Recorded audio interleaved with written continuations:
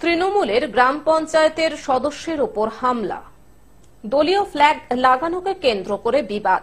তৃণমূলের গ্রাম পঞ্চায়েতের সদস্যের উপর হামলা, অভিযোগ সিপিএম এর বিরুদ্ধে। অন্যদিকে পাল্টা সিপিএম কর্মীদের উপর হামলার অভিযোগ তৃণমূল সদস্যের বিরুদ্ধে। মালদার মোথাবাড়ি থানার উত্তর পঞ্চানন্দপুর এলাকার ঘটনার তদন্তে মোথাবাড়ি থানার পুলিশ। আহত পঞ্চায়েত সদস্য রথেন সরকার এবং তার বাবা শ্যামল সরকার। আহতরা মালদা মেডিকেল কলেজ ও হাসপাতালে চিকিৎসাধীন।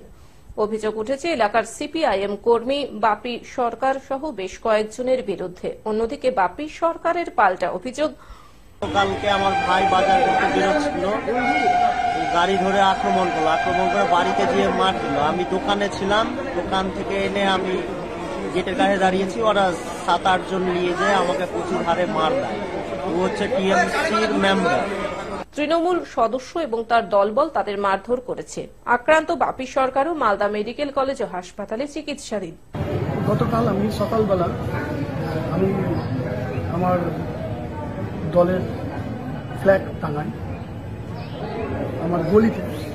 সেই পরিপ্রেক্ষিতে যখন থেকে ফ্ল্যাগ টাঙাই তখন থেকে বাপি সরকার, ওর ভাই টনিক সরকার, ওদের ফ্যামিলিতে এর বিরোধিতা করে। আমি কর্ণপাত না করে আমি কিন্তু ফ্ল্যাগ রীতিমতো টাঙিয়ে দিই আমার গলিতে। টাঙানোর ফলে এবার গালাগাল করা, উচ্চ ভাষায় গালাগাল করতে থাকে। ওই বিষয়টাই বেশি গুরুত্ব না দিয়ে আমি কাজে বেরিয়ে যাই।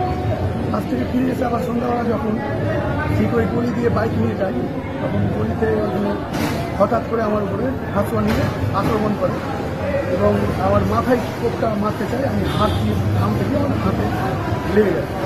মালদা থেকে অভিষেক দাসের রিপোর্ট, গ্লোব নিউজ। এখন থেকে গ্লোব টিভি দেখুন আপনার স্মার্টফোনেও।